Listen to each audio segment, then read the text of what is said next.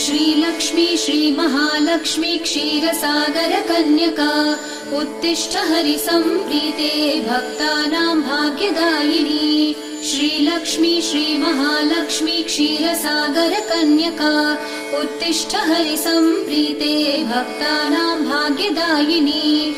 उत्तिष्ठोत्तिष्ठ श्रीलक्ष्मी विष्णुवक्षस्थलालये उत्तिष्ठ करुणापूर्णे लोकानां शुभदायिनी।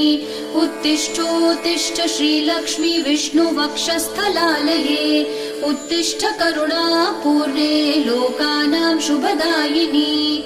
श्रीपद्ममध्यवसिते वरपद्मनेत्रे श्रीपद्महस्तचिरपूजित पद्मपादे श्रीपद्मजात जननी शुभपद्मवक्त्रे श्रीलक्ष्मी भक्तवरदे तव सुप्रभातम्।